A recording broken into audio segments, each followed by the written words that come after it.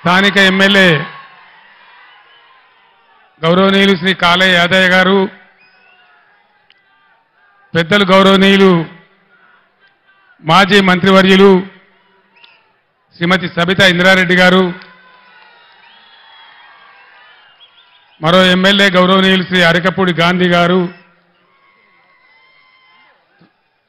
Rajendranagar MLA Shri Prakash Goud గారు, మన ఎమ్మెల్సీలు గౌరవనీయులు సురభి వాణిదేవి గారు, శంబీపూర్ రాజు గారు, శ్రీ యజ్ఞ మల్లేశం గారు, గౌరవనీయులు పెద్దలు తెలంగాణ శాసన మండలి మాజీ చైర్మన్ శ్రీ స్వామి గౌడ్ గారు, మాజీ మంత్రివర్యులు సీనియర్ నాయకులు పెద్దలు శ్రీ పొన్నాల లక్ష్మయ్య గారు, మాజీ శాసనసభ్యులు శ్రీ మెతుకు ఆనంద్ గారు, మహేశ్వర్ రెడ్డి గారు, పైలట్ రోహిత్ రెడ్డి గారు, యువ నాయకులు గౌరవనీయులు శ్రీ కార్తీక్ రెడ్డి గారు,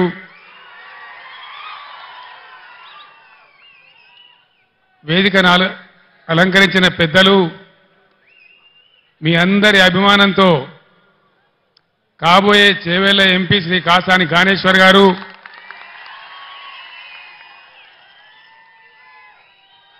వేదిక ముందున్నటువంటి అశేషమైనటువంటి ప్రజలందరికీ నా అభివాదాలు. ప్లీజ్ దయచేసి ప్లీజ్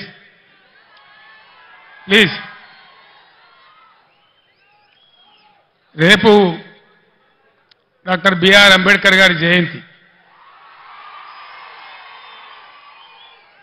అంబేద్కర్ గారి పుణ్యమానే రాజ్యాంగంలో వారు ఆర్టికల్ 3 పొందుపరిచినారు కాబట్టి వారి స్ఫూర్తితోనే మనం తెలంగాణ రాష్ట్రాన్ని సాధించుకున్నాం. ఆ విషయం మీ అందరికీ తెలుసు. 15 సంవత్సరాల సుదీర్ఘ పోరాటం తర్వాత అనేక త్యాగాలు, లాఠీ దెబ్బలు, కేసులు, జైళ్లు వగైరా వగైరాల తర్వాత ఈ డబ్బా తీసేమ మనం తెలంగాణ సాధించుకున్నాం. అది తీసేస్తే పోతుంది.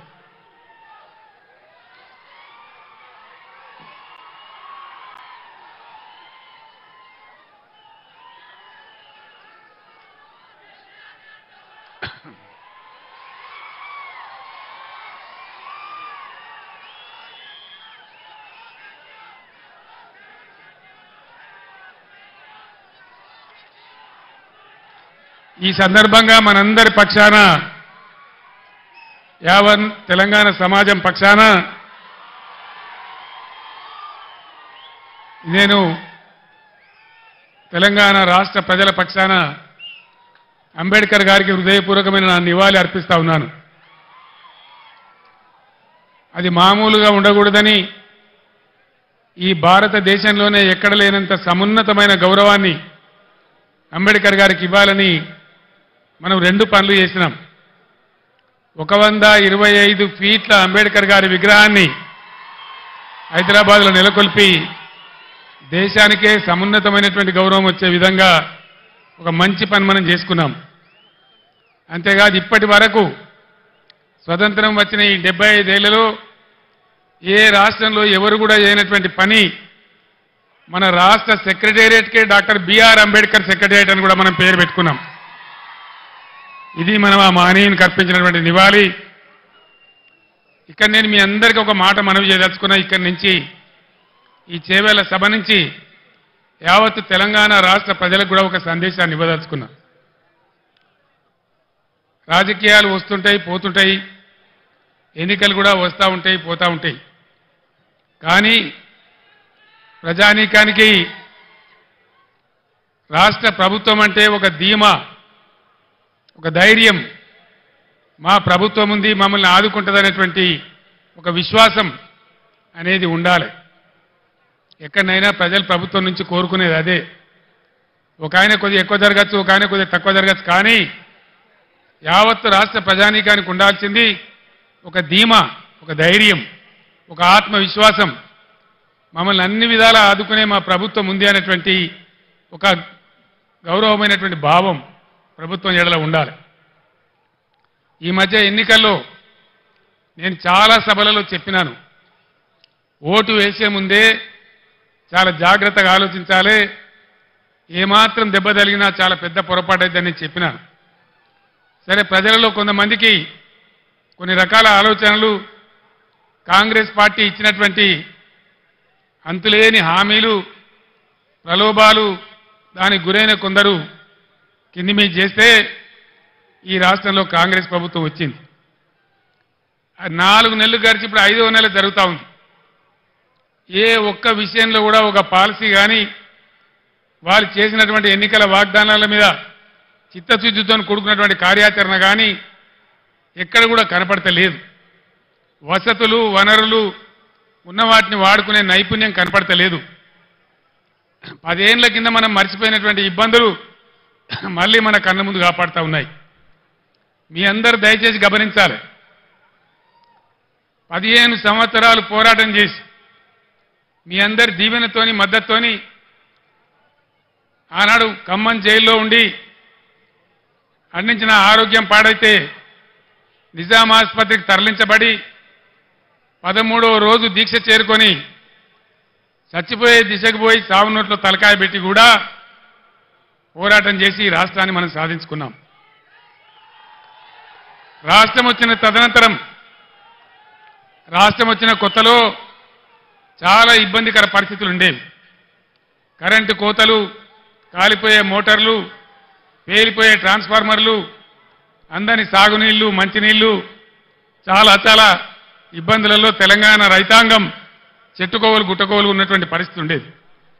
దాన్ని నివారించాలని కోడి రెక్కల కింద తన పిల్లలను కాపాడుకున్నట్టు రైతాంగాన్ని మనం కాపాడుకున్నాం. ఒక పాలసీ పెట్టుకున్నాం. రైతు కులం లేదు, ఎవరికి భూమి ఉంటే వాళ్ళు రైతు. అన్ని వర్గాలలో రైతులు ఉంటారు. అందుకోసం వాళ్ళని కాపాడాలని, గ్రామాలు పట్టుకొమ్మలు కావాలని పట్టుబట్టి ఒక 5 పథకాలు పెట్టి, ప్రపంచంలోనే ఎక్కలేనటువంటి పథకాలు పెట్టి రైతాంగాన్ని కాపాడుకున్నాం. రైతు బంధు దేశంలోనే మొట్టమొదటిసారి ఎకరానికి 10,000 రూపాయలు ఇచ్చేటువంటి రైతు బంధు కార్యక్రమాన్ని తీసుకున్నాం. 24 గంటలు రెప్పపాటు పోకుండా, మోటార్ కాలకుండా, ట్రాన్స్ఫార్మర్ కాలకుండా ఉండే విధంగా నాణ్యమైన కరెంట్ సరఫరా చేసుకున్నాం. రైతు చనిపోతే, ఒక గుంట భూమి ఉన్న రైతు చనిపోయినా ఆయనకు 5 లక్షల బీమా వారం 10 రోజుల్లో వచ్చేటట్టు ఏర్పాటు చేసుకున్నాం. అదేవిధంగా రైతుల పంట మొత్తం ప్రభుత్వమే కొనుగోలు చేసి నేరుగా వాళ్ళ బ్యాంకులలో రైతు బంధు వచ్చే విధంగా చేసుకున్నాం. అదేవిధంగా ఇట్లాంటి కార్యక్రమాలతోని రైతులలో ఒక ధీమా, ఒక ఆత్మవిశ్వాసం కల్పించగలిగినాం. అంబేద్కర్ గారు, వెనుకబడిన తరగతుల గురించి పోరాటం చేసిన జ్యోతిబా పూలే గారు చూపించిన మార్గంలో గత 70 ఏళ్లలో లేనటువంటి 1100 గురుకుల పాఠశాలలు, వాటన్నిటిని జూనియర్ కాలేజీలుగా మార్చుకున్నాం. అవన్నీ కూడా మీ కళ్ళ ముందర ఉన్నాయి. కులము, మతం లేకుండా దళితుల కోసం, గిరిజనుల కోసం, ముస్లిం వర్గాల కోసం, పేద వర్గాల కోసం, బలహీన వర్గాల కోసం 1100 రెసిడెన్షియల్ జూనియర్ కళాశాలలు ఈ రాష్ట్రంలో పెట్టుకున్నాం. దళిత బిడ్డలు, బీసీ బిడ్డలు, ఓసీ బిడ్డలలో కూడా నిరుపేదలు, గిరిజన బిడ్డలు ఎవరు కూడా విదేశాలకు పోయి చదువుకుందామంటే 20 లక్షల రూపాయల ఓవర్సీస్ స్కాలర్షిప్ ఇచ్చుకున్నాం. ఈరోజు ఇవన్నీ కూడా మాయమైనాయి.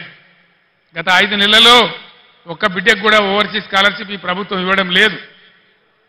దళిత వాడలు, ధనిక వాడలు కావాలని దేశంలోనే ఎక్కడ లేనటువంటి విప్లవాత్మకమైనటువంటి మార్పు, సంవత్సరానికి 1 లక్ష కుటుంబాలు, 2 లక్షల కుటుంబాలు బాగు చేసుకుంటూ పోవాలని 10 లక్షల రూపాయలు ఇచ్చుకుంటూ ఒక కుటుంబానికి దళిత బంధు కార్యక్రమాన్ని తీసుకున్నాం.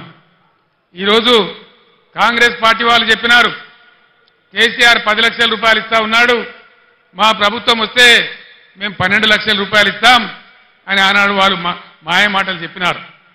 1,30,000 మంది దళితులకు బీఆర్ఎస్ గవర్నమెంట్లోనే దళిత బంధు శాంక్షన్ చేసినాం.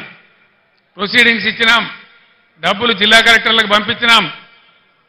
12 లక్షలు ఇస్తామని నమ్మబలికిన ఈ కాంగ్రెస్ ఏం చేసింది? ఈరోజు ఒక్కలకు కూడా ఇవ్వడం లేదు.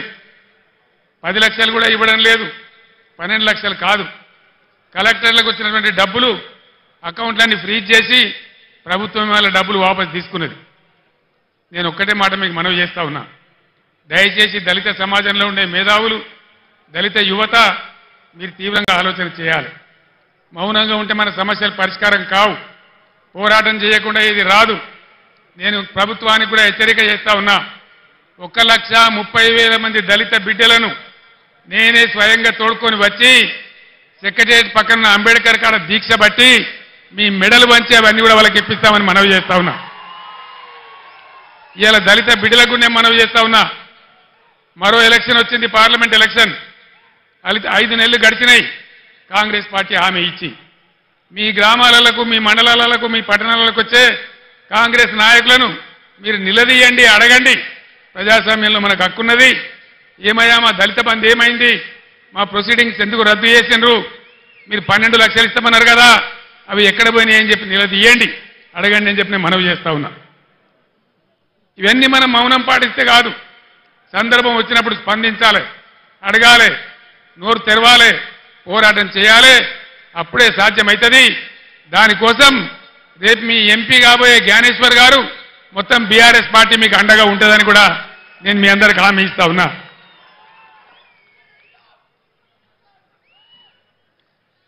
గురుకులాలు పెడితే ఆర్ఎస్ ప్రవీణ్ కుమార్ గారు వాటిని అద్భుతంగా నడిపిస్తే 100,000 మంది పిల్లలకు ఐఐటీలో, ఐఐఎంలో, మెడిసిన్లో, ఇంజనీరింగ్లో సీట్లు వచ్చినాయి.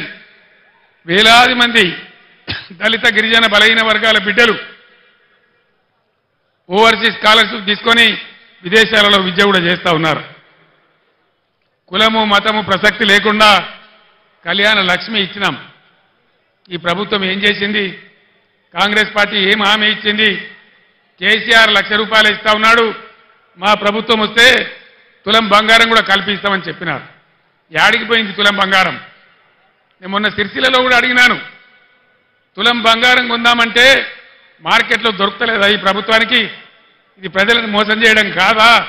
దయచేసి మీరు ఆలోచించాలని చెప్పి నేను కోరుతా ఉన్నా. అదేవిధంగా కులము, మతము అనకుండా కుల వృత్తుల మీద ఆధారపడ్డ బిడ్డలు, గొల్ల కుర్మలకు గొర్రెలను ఇచ్చినాం. ముదిరాజుల, గంగపుత్రుల కోసం 100 కోట్ల రూపాయలు పెట్టి చేప పిల్లలు పెంచినాం. చేనేత కార్మికులకు పని కల్పించినాం. సబ్సిడీలు ఇచ్చినాం. గౌడ కులస్తులకు చరిత్రలోనే ఏ ప్రభుత్వం చేయనటువంటి పని చేసి చెట్ల మీద ఉండే రకాన్ని 100కు 100% రద్దు చేసినాం. ఈ విధంగా బలహీన వర్గాలకు బ్రహ్మాండమైన సహాయం చేసినాం. బీసీ బంధు పెట్టి బలహీన వర్గాల వాళ్ళను ఆదుకున్నాం.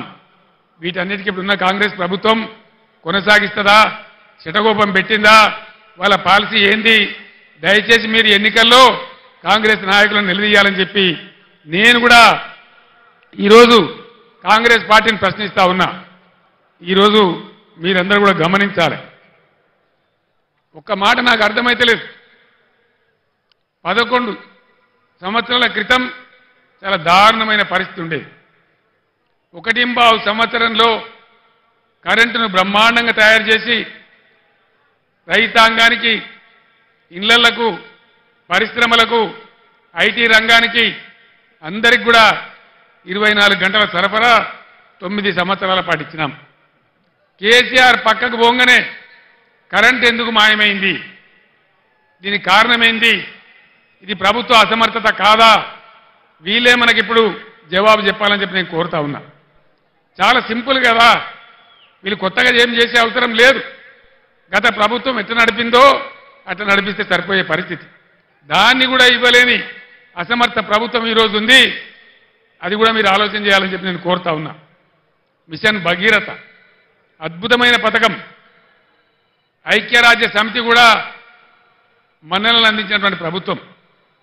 11-12 రాష్ట్రాల వాళ్ళు మేము కూడా చేసుకుంటామని ఇక్కడికి వచ్చి చూసి అభినందించిపోయిన పథకం. ఇలా మంచినీళ్ళకి ఎందుకు కొరత వస్తూ ఉంది? ట్యాంకర్లు ఎందుకు వస్తూ ఉన్నాయి? మళ్ళా బోర్లు వేసే పరిస్థితి ఎందుకు వస్తూ ఉంది? ఇది ఎవరి తెలివి తక్కువతనం? దయచేసి ఆలోచన చేయాలి. కొత్తవి రాకపోయినా ఉన్నాయి ఊడగొడతా ఉన్నారు. అవన్నీ కూడా మీరు చూస్తూ ఉన్నారు. దయచేసి ఆలోచన చేయాలి. కరెంటుకి ఏం రోగం వచ్చింది? మంచినీళ్ళు ఎందుకు ఇవ్వలేకపోతున్నారు? ఇది ఏం లోపము? దీనికి మరి ఎట్లా సరి కావాలా? ఈ పార్లమెంట్ ఎన్నికల్లో మీరు ఒక నిర్ణయం తీసుకోవాలి. తెలంగాణ ప్రజల చేతులలో, మంచి పద్ధతికి మంచి అభివృద్ధికి పోయినటువంటి తెలంగాణ రైతుల చేతులలో ఉన్నటువంటి ప్రభుత్వం పక్కకు జరిగినంత మాత్రాన ఇన్ని బాధలు ప్రజలకు ఎందుకు రావాలి? ఇలా ప్రజలకు ఏం కావాలి? ప్రజల చేతిలో ఒక అంకుశం కావాలి, ఒక హంటర్ కావాలి. కాంగ్రెస్ పార్టీ మెడలు వంచి, ఈ ప్రభుత్వం మెడలు వంచి ఇవన్నీ మీకు చేయించేటువంటి ఒక అంకుశం కావాలి. ఆ అంకుశంలో ఒక పదునైనటువంటి మునదేలినటువంటి అంకుశం మన చేవెళ్ల అభ్యర్థి కాసాని జ్ఞానేశ్వర్ గారు. అనుభవం ఉన్న వ్యక్తి, బలహీన వర్గాల వ్యక్తి. ఖచ్చితంగా ఈ ప్రభుత్వాన్ని మెడలు వంచి మీ పనులు చేయించానంటే ఈరోజు తెలంగాణలో అన్ని ఎంపీ స్థానాలలో బీఆర్ఎస్ఏ గెలవాల్సిన అవసరం ఉంది. లేకపోతే ఏమవుతుంది? ఒకటే మాట మీరు ఆలోచన చేయండి. 5 నెలల కింద అడ్డగోలు మాటలు మేము చెప్పినాం, అన్ని పంగనామాలు పెట్టినాం, ఏ పాలసీ సరిగా లేదు, ఉన్నవి కూడా ఊడగొడతా ఉన్నాం, కరెంటు చక్కగా ఇస్తలేం, రైతు బంధు కూడా చక్కగా ఇయ్యలే, పంటలు కొంటలేము, 500 బోనస్ ఇస్తలేము, అయినా కూడా మాకే ఓటేసిండ్రు, ఇంకా మేము ఏం చేయకున్నా మమ్మల్ని ఎవరు ఏమనరు అనే అభిప్రాయం వస్తుంది. తస్మాత్ జాగ్రత్త.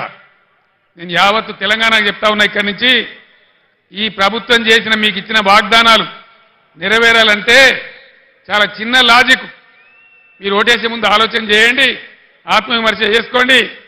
బలమైన ప్రతిపక్షం ఉంటేనే, మీరు ఒక కొరడా జులిపిస్తేనే, మీరు ఒక సురుకు పెడితేనే మీ పనులన్నీ అవుతాయి. లేకపోతే మేము ఏం చేయకున్నా, మోసం చేసినా, అబద్ధ వాగ్దానాలు చేసినా మళ్ళీ మమ్మల్ని గెలిపించింది అంటారు, ఎల్లెంకలం అంటారు తప్ప మీకేం చెయ్యరు. అందుకోసం దయచేసి మీ ఓటు ఖచ్చితంగా ఎట్టి పరిస్థితులలో బీఆర్ఎస్ఏ గెలవాలి, అంకుశంలాగా పనిచేయాలి, ప్రజల కార్యక్రమాలు నెరవేరాలి. నేను ఒక్కటే మాట మీకు హామీ ఇస్తా ఉన్నా. బీఆర్ఎస్ పుట్టిందే తెలంగాణ కోసం, తెలంగాణ ప్రయోజనాల కోసం. ఉద్యమంలో మీ దీవెనతో విజృంభించి పోరాడి తెలంగాణ సాధించినాం. మీరు అధికారం ఇస్తే 10 ఏళ్లు అన్ని వర్గాల ప్రజలను కడుపులో పెట్టుకొని కాపాడుకున్నాం, అనేక మందిని కాపాడుకున్నాం. ఇలా అవన్నీ నా కళ్ళ ముందే పోతా ఉంటే, రైతులు గోసపడతా ఉంటే, పంటలు కొనకపోతా ఉంటే, బోనస్ దక్కకపోతా ఉంటే చూసి చాలా బాధ కలుగుతూ ఉంది. నేను ఒక్కటే మాట మీకు చెప్తా ఉన్నా, నేను బతికున్నన్ని రోజులు తెలంగాణ ప్రజలకు మంచి జరగడం కోసం పోరాటం చేస్తే తప్ప నోరు మూసుకొని కూర్చోను అని చెప్పి నేను మనవి చేస్తా ఉన్నా. 100కు 100% బీఆర్ఎస్ మీతోనుంటుంది, మీ ప్రయోజనాల కోసం ఉంటుంది. పుట్టిందే తెలంగాణ ప్రజల కోసం కాబట్టి అన్ని రకాల ప్రజల యొక్క హక్కులు కాపాడడానికి మీ వెంట ఉంటుంది అని నేను మనవి చేస్తా ఉన్నా. ఈ 2 పార్టీల వ్యవహారం మీరు చూసినారు. మొన్నటిదాకా బీఆర్ఎస్ పుణ్యాన గెలిచిన వ్యక్తి రంజిత్ రెడ్డి మీకు తెలుసు. ఏం తక్కువ చేసినాం రంజిత్ రెడ్డికి? ఎంపీ టికెట్ ఇవ్వలేదా, గౌరవించలేదా, గెలిపించలేదా అని నేనే వచ్చి ప్రార్థిస్తే మీరే ఓటేయలేదా? ఇలా ఎందుకు పార్టీ మారిండు రంజిత్ రెడ్డి? దేనికోసం మారిండు? ఆయన మన పొద్దుతిరుగుడు పువ్వా? అధికారం ఎటువంటి ఆడు తిరుగుతాడా? దయచేసి ఆలోచన చేయాలి. ఈ 2 వ్యక్తులు కూడా ఎవరికి తెలిసిన వాళ్ళు కాదు. బీజేపీ తరఫున నిలబడ్డాయినా కానీ, ఇలా కాంగ్రెస్కి వెళ్ళి వచ్చాడైనా కానీ, ఏ కారణం మీద పోయిండు రంజిత్ రెడ్డి? ఎందుకు పోయిండు? ఎందుకు పోయిండండి? అధికారం కోసమా, పదవుల కోసమా, పైరవీల కోసమా? దయచేసి దానికి మీరే సమాధానం చెప్పాలి. ఈ విధంగా ఉన్న వాళ్లకు ధీటైనటువంటి దెబ్బ మీరు కొట్టాలని చెప్పి నేను మనవి చేస్తా ఉన్నా.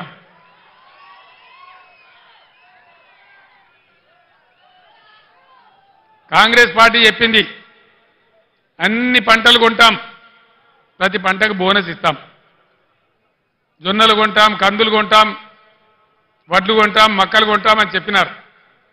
వానకాలం పంటలకే కానీ ఇయ్యలే. ఇలా యాసంగి కూడా కొనుగోలు స్టార్ట్ అయినాయి. ఇస్తారా ఇయ్యరా? ఇయ్యకపోతే ఊకుందామా? యుద్ధం చేద్దామా? యుద్ధం 2 రకాలుగా చేయాలి.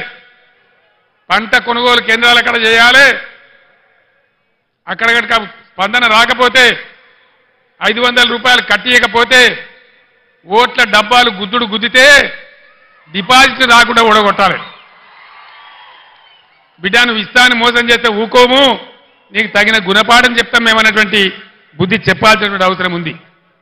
ఎన్ని వాగ్దానాలు చేసినారండి? 420 వాగ్దానాలు చేసినారు. ఆడపిల్లలకు స్కూటీలు కొనిస్తామన్నారు. స్కూటీలు ఎక్కడ పోయా? స్కూటీలు దాని ప్రతిపాదన ఉందా? స్కూటీలు లేవు. కానీ రాష్ట్రంలో లూటీలు మాత్రం జోరుగా చేస్తా ఉన్నారు. భయంకరమైన లూటీ మొదలుపెట్టినారు.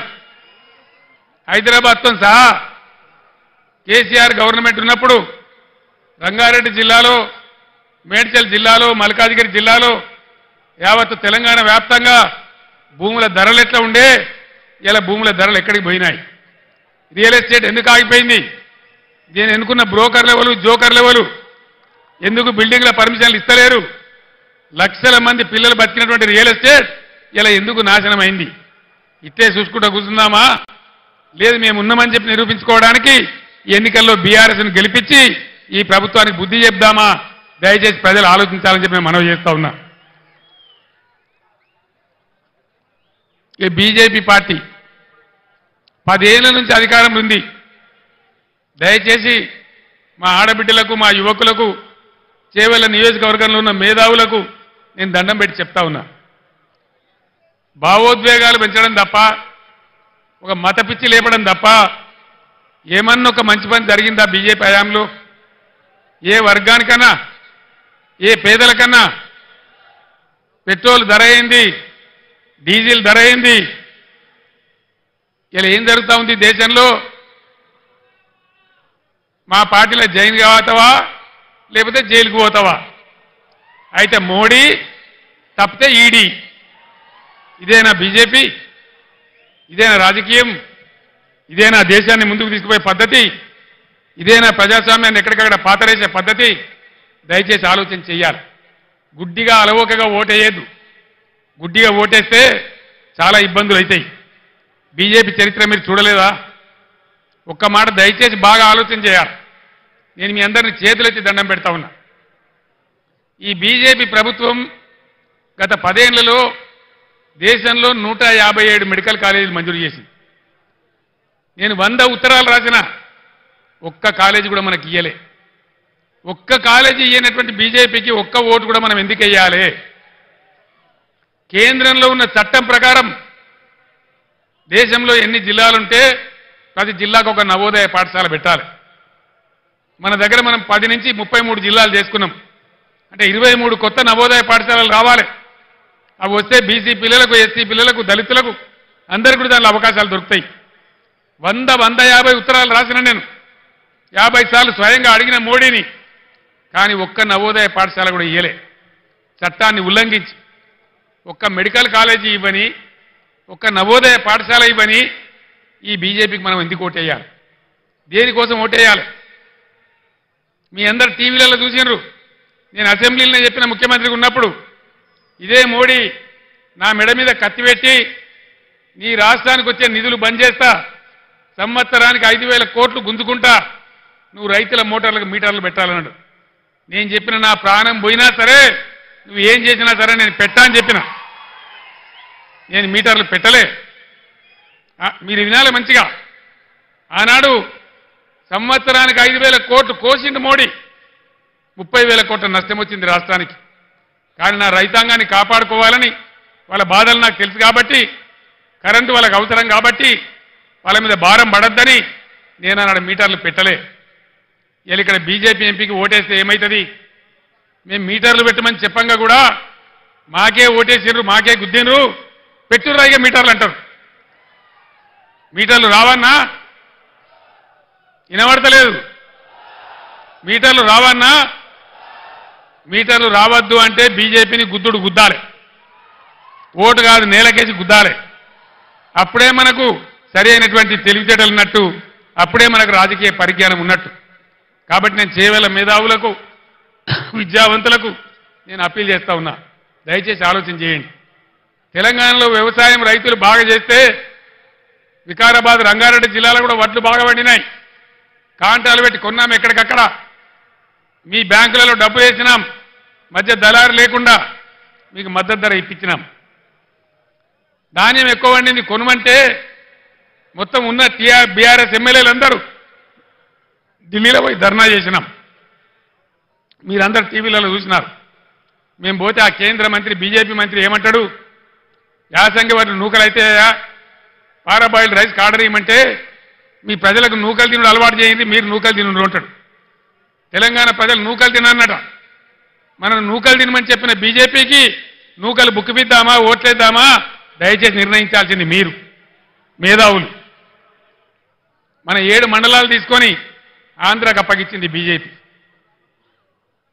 మన సీలేరు ప్రాజెక్టు సంవత్సరానికి 300 మెగావాట్ల కరెంట్ వచ్చే ప్రాజెక్టును బలవంతంగా గుంజి ఆంధ్రాకు అప్పగించింది బీజేపీ.